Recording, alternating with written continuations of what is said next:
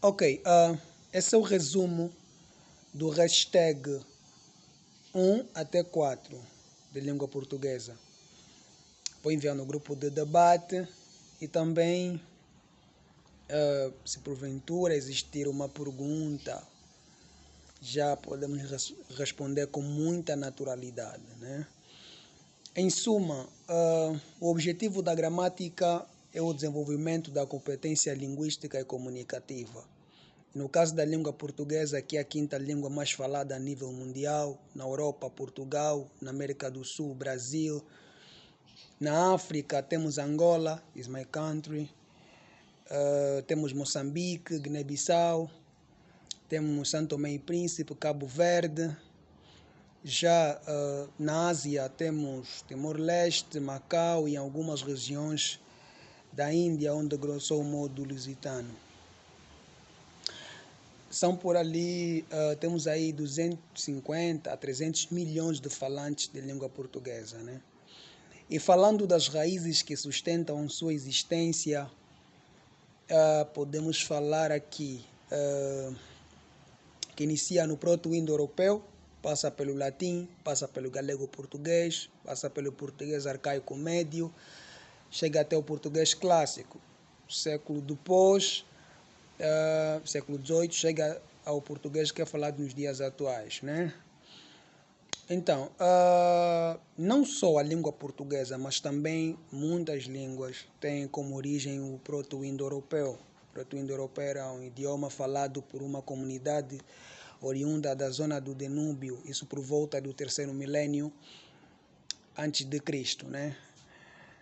Antes do Giza. E posso aqui destacar filósofos como William John e alguns filósofos que corroboraram a teoria do William John. Essa língua primitiva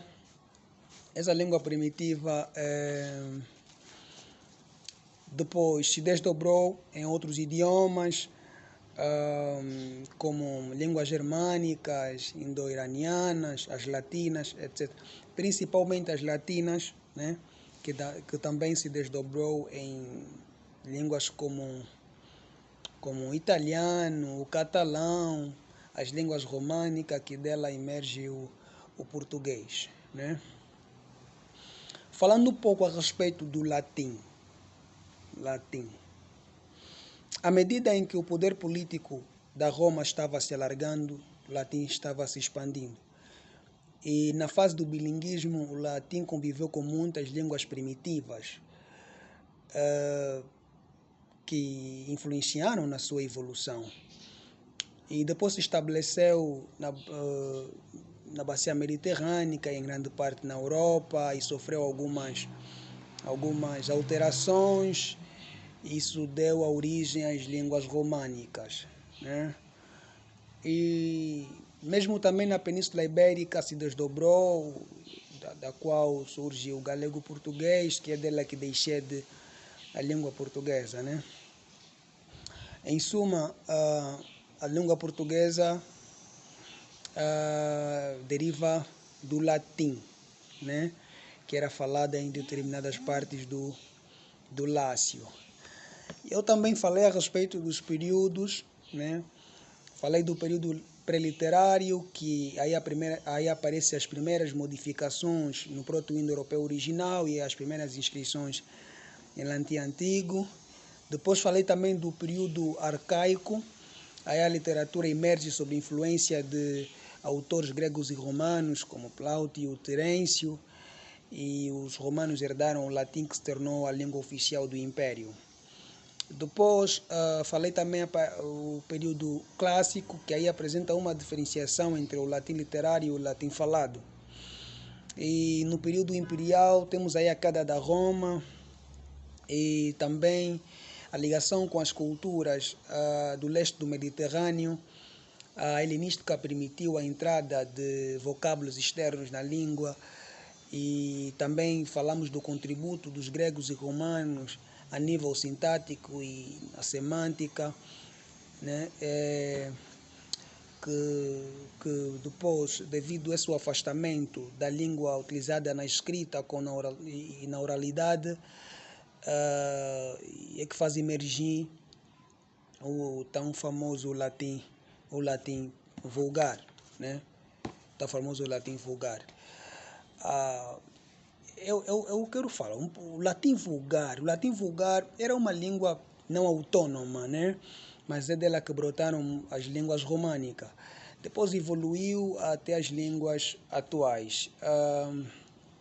Por quê? Porque era emprego pela maioria dos falantes nos territórios sob o escopo da Roma. Em suma, é a divisão do latim literário e latim falado. Depois, temos aí a passagem do latim para o galego-português. Isso século III, século VIII, quando os romanos embarcaram na Península Ibérica, no ano 218, que também foi um dos períodos que marcou a Segunda Guerra Púnica. E depois dos romanos terem vencido os cartagineses, eles conquistaram o território. Isso só veio a terminar após a surgição dos catambros e austores no norte da península. E havia na península dois grandes domínios linguísticos, né? Já destaquei isso. Um ibérico, ao longo da costa oriental e entre Ebro e os Pirineus, e outro no interior do país, né? No norte e leste, onde eram falados dialetos, né? Indo-europeu, próximo do celta. E na fase inicial da conquista, próximo da bacia mediterrânea, a região era dividida em duas províncias, né? Temos a Espanha literior e a Espanha ulterior. Eu já frisei isso. A primeira correspondia ao grosso modo e a região nordeste que ficava entre o Ebro e a cidade de Cartagena. E a segunda equivalia à Andaluzia de hoje em dia. Depois os romanos caminharam para o interior da península. Mas a partir da pacificação, as províncias passaram a ser três. Temos a Lusitânia, que tinha a capital em Mérida. Temos a Bética, a capital em Cordova. E esses aqui eram o resultado da Espanha ulterior. Depois temos a terceira, que é a Tarraconense, que tinha a capital em Tarrasco. Essa aqui é resultado da Espanha, essa aqui da Espanha interior, né? E por quê? Porque depois, se a memória não me atraiçoa, estou aqui a buscar, surgiu novas divisões administrativas. Por exemplo, a Espanha, Nova Literior Antoniana, que abrangia o nordeste do Portugal, Galiza e Astúria, né? Depois, eu também, acho que foi no hashtag 3, não sei, eu falei a respeito que a Galiza depois se constituiu como uma província independente, né, sob égide do Diocleciano. E esta zona mais setentrional da península soube conservar a sua cultura. Então, isso fez com que o latim apresentasse uma configuração melhor e predisposta à mudança, né? Porque foi nesse espaço que mais tarde se desenvolveu o galego-português. Porque no ano 409, houve novos golpes com objetivos de invadir a península, e o latim, né? O latim vulgar evoluiu graças aos romances primitivos. Isso só veio a terminar após a invasão no ano da invasão dos muçulmanos. E os povos germânicos, apesar do pouco tempo que ficaram nos territórios, deixaram novidade lexical. E então, por exemplo, estamos a falar em toponomia, antroponomia, estamos a falar aqui aristocracia guerreira. Então, por isso é que eu digo que é consensual desenhar um panorama linguístico, um setentrional e outro meridional, quanto à invasão dos muçulmanos. Depois os muçulmanos invadiram, né, e conquistaram a Península Ibérica, né? Tratava-se de de árabes e berberes do Maghreb ficaram conhecidos pelo povo ibérico como os mouros, né? E dominaram até o ano 1000, que foi o ano em que os cristãos estavam a lançar uma ofensiva imperial. No nordeste da península, a influência linguística dos muçulmanos era tênue, mas nos restantes territórios era maior à medida que caminhavam para o sul, e havia uma diferença de dialetos, e o superestado árabe era de difícil assimilação. Eu digo que 7% de todo o leste mas do português tem origem árabes, né? A maior parte deles são substantivos. E, por exemplo, temos aqui a falar algumas raízes árabes. Palavras que temos aqui: a atividade bélica, atividade comercial, temos aqui atividade industrial, artesanal, na administração, agricultura, na matemática. Até se tem matemática, palavras como aritmética, né? E temos também toponomia. Em suma, os vocábulos que começam com al até ad têm origem ou são provenientes do léxico árabe, né? Na sua maioria são substantivos, porque os adjetivos são quase inexistentes. E é no norte do território onde começaram os romances hispânicos. Aqui o galego-português a oeste, o castelhano no centro, e temos aí o catalão a leste, né? E também no norte, onde se formaram alguns reinos cristãos, que no século IX, estamos aqui a falar, que no século IX o movimento de reconquista teve a sua gênese, e depois estenderam-se para o sul.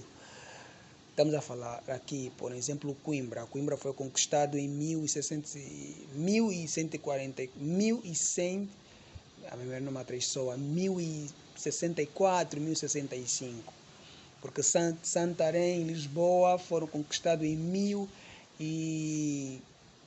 1147, 1148. Évora, 1165. E fora até em 1240 e tal.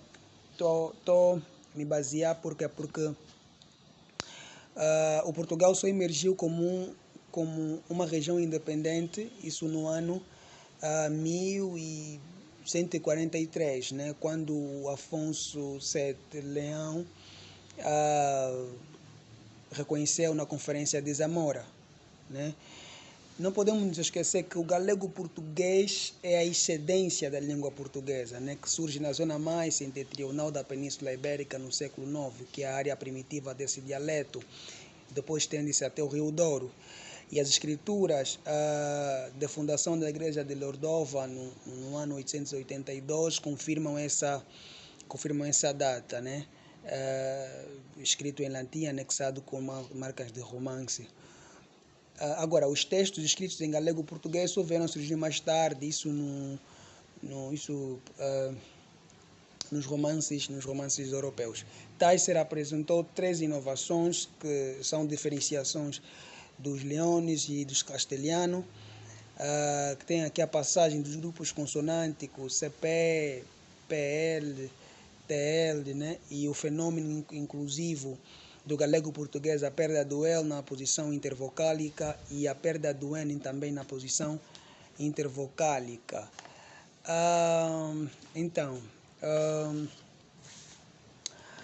Depois também falamos da formação de quadros, né? Falamos da formação de quadros que, vigente hoje na Europa, é resultado da invasão dos muçulmanos, né? E do movimento de reconquistas, né? E a primeira língua afastada do latim a adquirir o... Já bate? Tá bom, então vou continuar para não exceder. Então,